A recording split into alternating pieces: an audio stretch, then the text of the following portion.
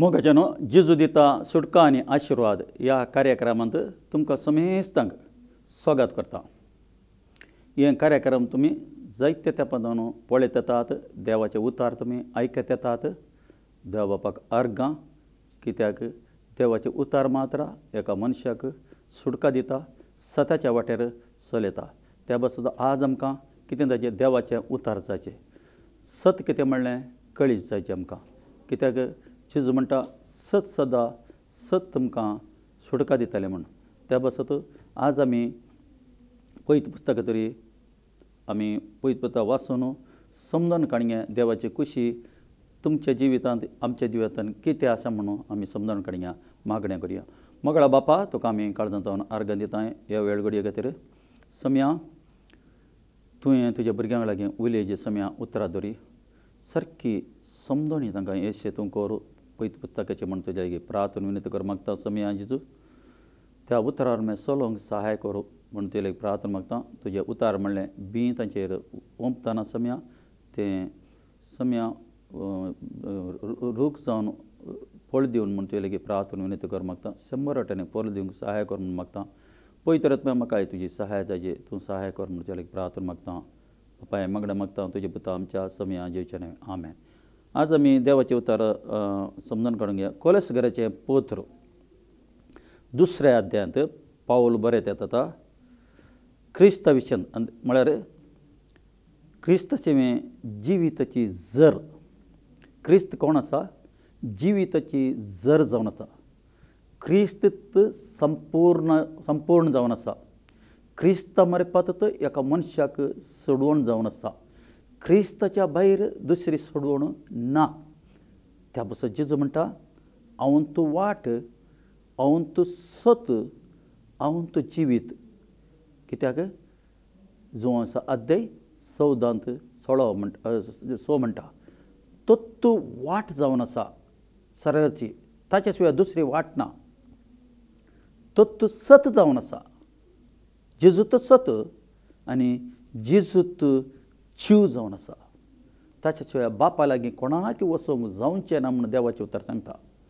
त्या बसत आमी मोगाचें नांव कोणाच्या फाटल्यान वचचें? आमी जेजूच्या फाटल्यान वचचें, जेजूच्या वाट्यान चलाचें, जेजूच्या मेटान आमी चलाचें म्हणून देव आशे तेत आसा। त्या बसत सत आमी समजून काडचें पयत पुस्तकाचें। हांगा देवाचें उतर म्हणटा 2:6 क्रिस्त जेजूक तुमी सुमी म्हणून स्विकार केला देखून ताचे सेवेन जिवंक फुडें सरा। कोणे कोणे जेजूक म्हजो सोडवणदार म्हूण स्विकार केला गे, कोणे कोणे स्विकार केला गे, ताचे सेवेन जिवंक फुडें सरा म्हणटा। म्हळ्यार ताणें कसो चलता गे तेच्यांत चला जें म्हणली देवाची खुशी जावन आसा। केदाळां तूं हांव एक पातकी म्हणून तूं समजून घेता गे, तूं क्रिस्ता सवें उबें रावल्यार, क्रिस्ताच्या कुर्सा लागीं उबें रावल्यार तुका समजता क्रिस्त कित्याक कुर्सार गेल्लो, कारण कितें। ताणें तुज्या खातीर म्हज्या खातीर कुर्सार जीव दिला। कुर्सार ताणें कश्ट जातल्यात, कुर्सार ताणें रगत वळ्ळां तुज्या खातीर म्हज्या खातीर। कितें कारण कितें? आमी कालें केलां। मोगाचें न्हू, आमी पाताक करून देवातावन पयस आसा। मनीस देवातावन प्रत्येक आसा, आल्ले वरीं ताका कुर्सार वचचें पडलें जेजूक। तेचे आमी कितें करचें? आमी ही समजणी आमकां येयची जेजू कित्याक कुर्सार गेल्लो, कारण कितें, कुर्सार ताणें कितें केलें, कित्याक ताणें प्राण दिलो, ती समजून एका मनशाक येतना केदाळां म्हज्या खातीर ताणें त्या कुर्सार प्राण दिला म्हणून ही समजणी एका व्यक्तीक येतना तेदान ताका भितरल्यान पाश्चाताप जाता। ही पाश्चाताप जातना ताणें जेजूक संत सोडवणदार म्हूण स्विकार करूंक आसा, भितर घेवंक आसा। त्या बस रोमागराचें पत्र 10व्या अध्यायांत तें अशें बरयत येता तुवें काळ तुज्या मनांत पातयतना तूं नितीवन जाताय तोंडांत उसारतना तुका काल जाता सोडवून जाता केदना व्यक्ती तोंडांत उसारन सोम्या खातीर हांव जियेता म्हणून पयस स्थान घेता ते जाणां देवाचे उतार म्हणटा क्रिस्त सवें जिवंक जाता एक निर्धार करचो एक क्रिस्त लागी आमी एक कालंगुचे निर्धार करून आमी चलचें ताचे वट्ट हांगा उतार काले म्हणटा तुमकां शिकयल्लीं त्या प्रमाणे तुमची जिणेची पाळां ताचेर रोमोन दवरा कितें तुमकां पयत पुस्तक शिकयलां पयत पुस्तक कितें म्हणटा शिकयलां तातूंत तुमची पाळां रोमोन आसाजे पयत पुस्तकाचे भायर कितें तुमकां शिकोवण मेळ्ळ्या ती शिकोवण न्ही ती मनशांनी केल्ली शिकोवण मनशांनी केल्ले कायदे मनशांनी केल्ले कायद्यांत एक व्यक्ती सरकारा जावसान पावना सोम्यान कितें हांगा सांगलां तशें सोलाजें म्हणून देव आशेत येता सोम्या हांगा पयत पुस्तक कितें बरयलां तें समा वाचून समजोन काडून आमची पाळां ताचे भितर रोमपाचें की हांगा उतार म्हणटा हांगा उतार कितें म्हणटा रोमन दवरा म्हणटा पाळां रोमल्यार मात्र न्ही रूख बरो आसचो रूख बरो करून चिगूर दिवन फळ दिवचो देव काले आशेता तुमी फळ दिजे म्हणून आशेता जुवाचें पत्र 15 अध्याय सांगता तुमी फळ दिजे उरचें तशें फळ दिजे म्हणटा देव काले आशेता आमी फळ दिजे फळ कशें पाळां रोंबल्यार मात्र पाळां पोंदा गेल्यार मात्र ताका जायतलें उदक आनी मेळ्ळ्यार मात्र त्या फळांक बरें खण जे मेळ्ळ्यार मात्र तो रूख बरो जाता आनी त्या रुखार बरीं फळां जातात देव तेंत आशेता हांगा परतें म्हणटा तुमचें जिवीत ताचेर बांदून हाडा जिवीत क्रिस्ताचेर आमी बांदून हाडचे क्रिस्ताचेर आमी बांदून हाडचे म्हणून देव आशेता क्रिस्त ह्या संवसाराक आयिल्लो सोडवून दिवंक एक धर्म बांदूंक येवना एक वेळार तूं आनी हांव धर्मान जिवेचें जाल्यार तुका सोडवणेन जिवंक जायना एक धर्मांत मस्त संप्रदाय आसतात मस्त तराची शिकोवण आसता ते मनशाक धर्म बांदून घालता त्या भाशेन जेजू म्हणटा सत सदा सत तुमकां सुटका दिताले एक वेळ धर्मांत आमी जियेत जाल्यार तो एका बंद पसंत आसा म्हणून अर्थ धर्मांत हांव ताणें भायर येतना जेजू म्हजो सोडवणदार म्हणून स्विकार करतना ताका सोडवून जाता परते देवाचे तर बोवार्थांत थीर रावा आनी देवाक सदांच दिनवा शिराया बोवार्थांत थीर रावा क्रिस्त तें दवरलो बोवार्थ थीर दवरा बोवार्थ हालोवंक दिनाकात सैतान जाय तितलें प्रयत्न करता दुसऱ्याचें शिकोवण घालना पयत पयसाचे भायर आयल्ली शिकोवण घालना एक कित्याक तुवें वाट चुकाजे म्हणून तो जाय तितलें प्रयत्न करता कितें सैतानाचें काम केलें तुवें सरकारा जाव वचून फावो नजो म्हूण देवाचें कुशीक आयलें तुवें फावाजे म्हूण दोनूच व्यत्यास सोर आयला सोरूंक पाड करूंक नाश करूंक जुवांचो दा म्हणटा नाश करूंक पाड्डार करूंक लेकीन हांव आयला जीव दिवंक परिपूर्ण जीव दिवंक आयला म्हणटा त्या बसत आमी धर्मांत बांदून आसचें न्ही आमी क्रिस्तातें आसाचें स्वतंत्र जियेचें क्रिस्तातें क्रिस्तीत बुन्याद जावन आसा क्रिस्तीत पयस सभा जावन आसा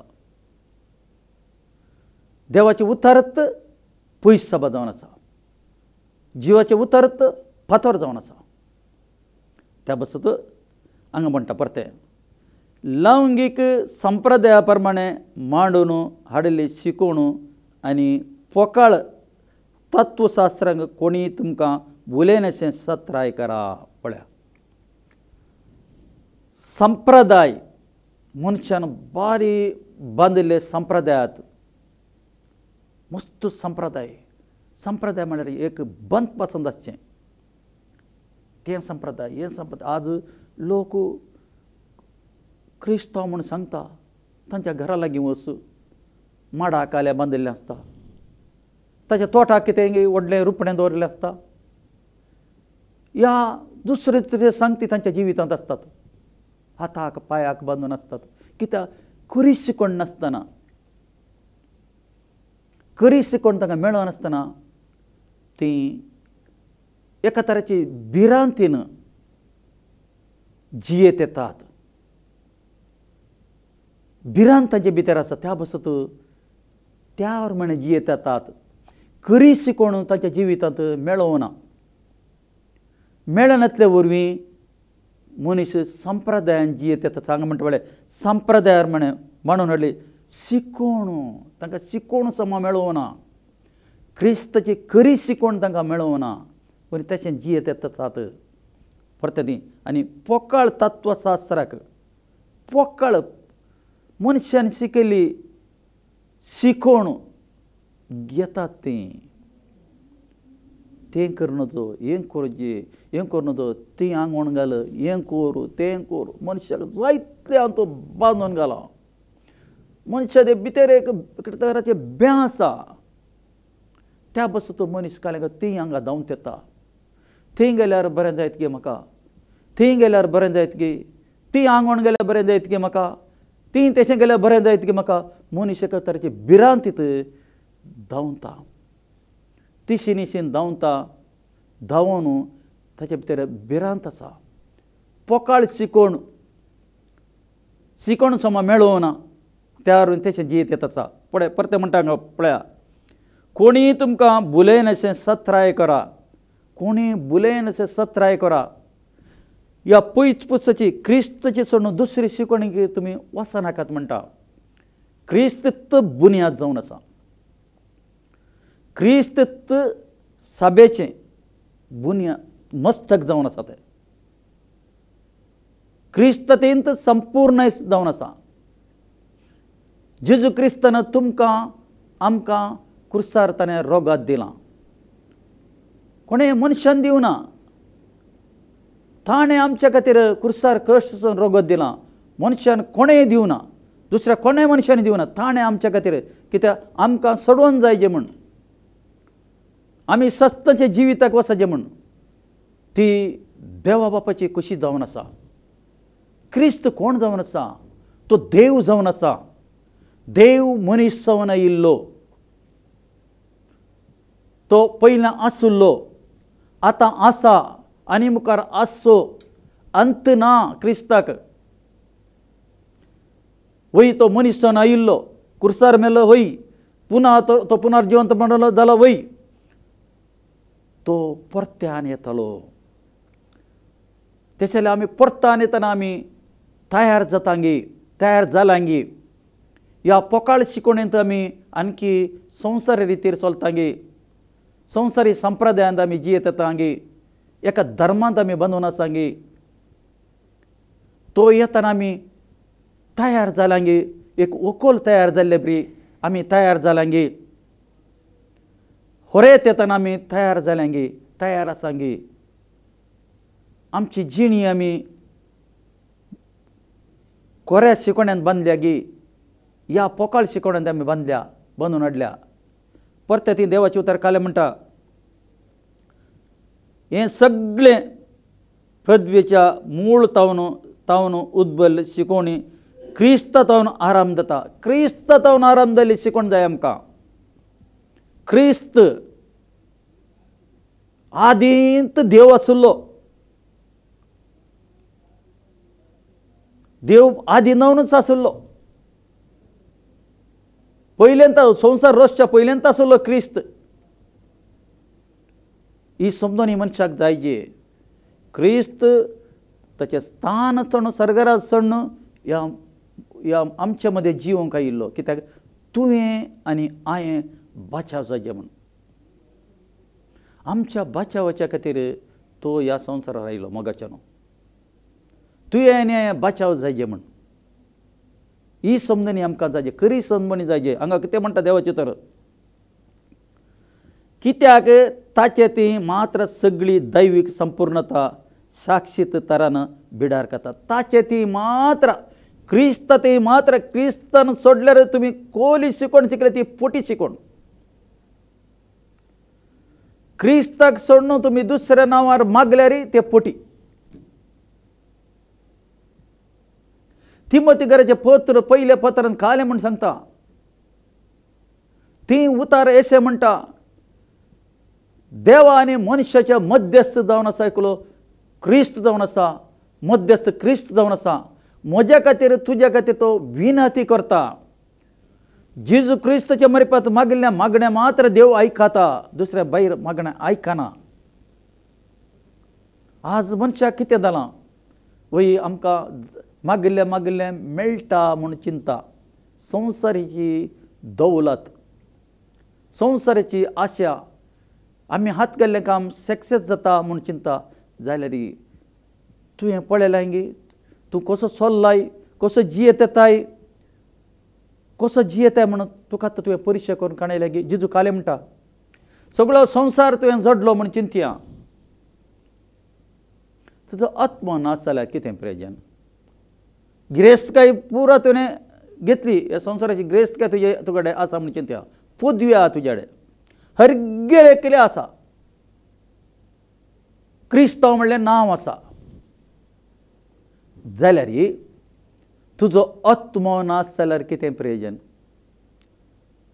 तुज्या आत्म्या विशयी तुवें चिंतूंकूच नाय तूं देवाचें मंदीर म्हूण तुवें चिंतूंकूच नाय देवाचो आत्मो तुजें तुवें वस्ती करता म्हणून तुवें चिंतूंकूच नाय देवाचे उतार काले म्हणटा रोमाबुराचें पत्र 1:8-14 कोण कोण आत्म्यार म्हण जी येतात गी ती मात्र देवाची भुरगीं हर एक देवाची भुरगीं न्ही धर्मान चलिल्लीं देवाची भुरगीं न्ही क्रिस्तातेन चलिल्लीं देवाची भुरगीं क्रिस्ताच्या वाट्यान चलिल्लीं देवाची भुरगीं जावन आसात क्रिस्त संपूर्ण जावन आसा हांगा देवाचे तारकाले म्हणटा ताचे तेंत उद्देशी जिविताची संपूर्णते तुम्ही पावल्यात तो सोर अधिकाराचे आणि पदवेचे मस्तक जावन आसा जेजू तो सोर मस्तक अधिकाराचे मस्तक कोण जावन आसा तो जावन आसा जेजू क्रिस्त जावन आसा मोगाच्या भावांनी भयणी आमी कोणा फाटल्यान वचचे जेजूच्या फाटल्यान ही पयत पयत शिकोण सोडून आमी भायर गेल्यार खंडीत आमी सोडून येना म्हण अर्थ आमी एक मेट दवरतना बारी जागृतेन आमी मेट दवरचे कित्याक मोगाचें नांव क्रिस्ताचें येणें लागीं आसा संवसार एट्रॅक्शन जावन आसा संवसार मनशाक ओडटा आधुनीक संवसार आमी जियेत येत आसा आधुनीक संवसाराची टॅक्नोलॉजी मनशाक बिजी दवरलां मायंडान बिजी दवरलां मनीस आज पळयता बिजी जावन आसा क्रिस्ताच्या उतराक एक टायमूच दिना आयकूंक जावन वाचूंक जावन मागणें करना लोक कित्याक ह्या संवसाराच्या राटावळेंत बिजी आसा एट्रॅक्शन संवसार त्या बसत जो पत्रांत म्हणटा कोण संवसाराचो मोग करता गे तो देवाचो मोग करना देवाचो मोग करूंक जायना ताचे वण्टी सादसता ताचे वण्टी करूंक जायना आज मनीस कसो जियेत येता ह्या संवसाराच्या एक बुलण्याक संपण पडला हर एकल्याच्या हातांत मोबायल आसा मोबायल नासतना जिवंक जायना ल्हान जल्मल्ले भुरग्याक मोबायलच जायचे मोबायल दिल्यार मात जेवता मोबायल दाखोवन तातूंत कांय कार्टून्स घालून दिल्यार मात्र आसता उगो रावता आजकाल आवय कालें करतात वय येशे म्हणे उगो रावन म्हणून दिता ल्हान आसतना ते भुरगें मोबायला भितर वता मोबायल नासतना ताका जिवंक जायना देवाचे उतार काले म्हणटा तुका म्हजे शिवाय दुसरो देव आसो नजो म्हणटा. कोणच्याक आमी पयलें स्थान दितांगी, कोणच्याक आमी सोड टायम दितांगी, तो देव जावन आसा. त्या बसत देवाची तर समजोवची गरज आसा. देवाक पयलें स्थान आमी दिजे, क्रिस्ताक आमी पयलें स्थान दिजे. त्या क्रिस्ताच्या उतरावण आमी आसांगी, आमी जियेतांगी. हांगा मुखार काले म्हणटा क्रिस्ततें तुमकां सुन्नत केल्यात. क्रिस्ततें सुन्नत कशी सुन्नत करची? भितर आमच्या सुन्नत जायचे. पोरण्या तेस्तामेंतांत अब्रामाक सुन्नत केल्ली, कुडीची सुन्नत. ताचेर एक ताणें सल्लो केल्लो अब्रामा कडेन, कुडीचे सुन्नत दिवन सल्लो केलो. जाल्यार क्रिस्तातें एक सल्लो केला. त्या सल्ल्या भितर तूं आनी हांव आसांगी. सुन्नत भितर म्हणटा हांगा बरयलां पळय, क्रिस्तातें तुमकां सुन्नत केल्यांत, पूण ती मनशाच्या हातान केल्ली सुन्नत न्ही.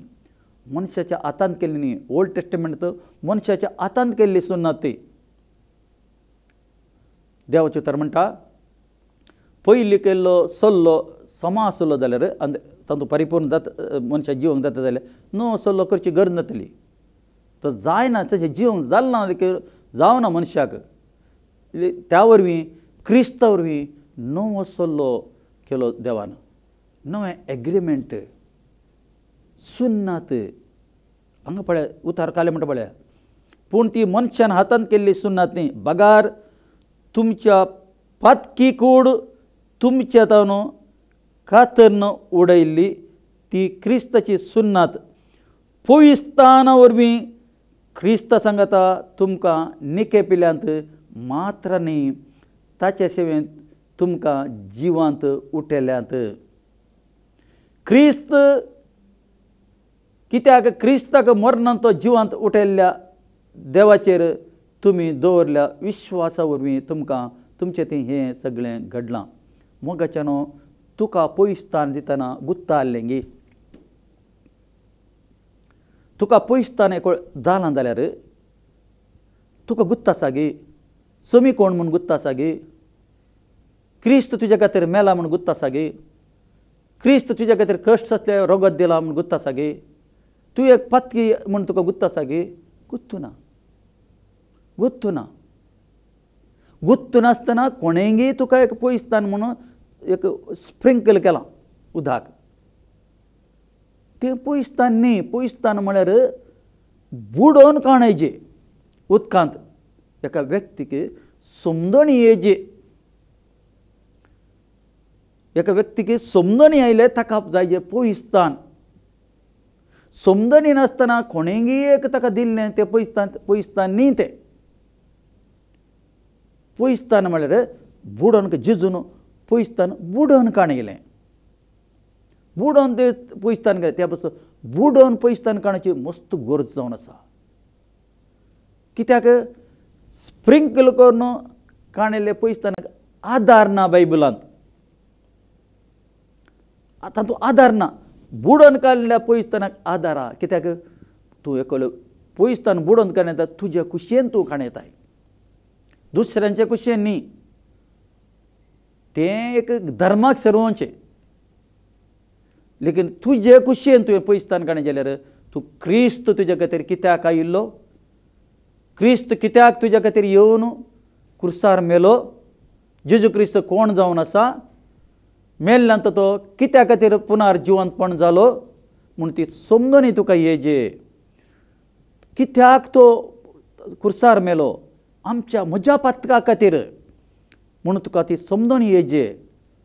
तुका पश्चाताप जाय हांवें पातकी जावन आसा, देवाक हांवें दुखेलां, म्हज्या पातका वरून देवाक दूख जाता, त्या बसत हांवें पातकाक पाठ करूंक आसा, पाताक रोडोंक आसा, हांवें जिणी बदलूंक आसा म्हणलें. ती समजणी तुज्या लागीं येजे. तुका येजे पयलें पविस्तान काणगेच्या पयलें तुका येजे. ना जाल्यार तुवें पविस्तान तुका दुसऱ्यान दिल्लें तें, तांच्या बावार्थार म्हण दिल्लें. तुजो बावार्थ कितें? तुजो भवार्थ कितें म्हणटा? तुवें निर्धार केला की म्हाका क्रिस्ताचे वट्ट चलाचे, हांवें पाथाक रडून जिणी बदलचे, क्रिस्ताच्या वाट्यान चलाचे, म्हाका क्रिस्त जायचे, येजू क्रिस्त म्हाका जायचे, म्हाका ताच्या वाट्यान चलाचे. ताणें कितें म्हाका हांगा प्रॉमीस केलां की ह्या पयत पुस्तकांत ताणें ते प्रॉमीस म्हज्या जिवितांत फिलफील जायचे. समये खातीर हांवें जियेचें म्हूण केदां तुका मोती येता गे भितर तुवें पयसतान काडून तुवें ताच्या वाट्यान चलोवंक तुका जाता. ना जाल्यार तुका ताच्या वाट्यान चलोवंक जायना, कित्याक तुजें निर्धारत ना, समजणींत ना. ते समजणी नासले वरवीं आज तुमी पळया संप्रदायांत आयल्लो लोक, एक धर्मांत आयल्ले लोक कितले पोटी पाताक मोसू वांच्याने करून लोकांक अनबोड तेचे देवाक जेजू गुत्त नासले पास्ट जियेत येत आसा. कितें जाय कोल टायपाचो मोस जाय तशें जियेत येत आसा. कितें फुटी जाय, कितें पदरी उतरां जाय तोंडांत पूर आसात. जिये पळया, जिणी पळया, जिणी तुमी परकिया, परकूचे पयत पुस्तक तरी मात्र दुसरे 7 दीस ना. खंडीत तुमकां अर्थ जाले म्हूण हांव समजतां. ह्या उतर तरी देव तुमकां आशिर्वाद करून आमेन. मागणें करुया. मोगळा बापा, तुका आमी काळजांत अर्गां दिता. तुजें उतार ह्या भुरग्यांनी आयकलां सम्या, आयकल्लें उतार सम्या उतरार म्हळ्यार जियोंक सहाय कर. सम्या तुवें सोडून सोडून तूं पवित्र आत्म्यान तूं उलयलोय. तें उलयल्लें उतार निग्लेक्ट करनासतना गंभीर रितीर काडून तुज्या मेटान चलोवंक तांकां सहाय कर म्हणून तुजे लेगीत मागता. पवित्र आत्म्या तुजी मदत जायचे.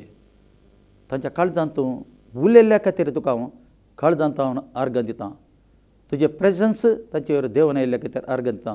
तुजो हात तांचे वयर आयिल्ल्या खातीर अर्गां दितां. एकल्यांनी नाश जावं नजो म्हणून तुजें उतार सांगता सम्या.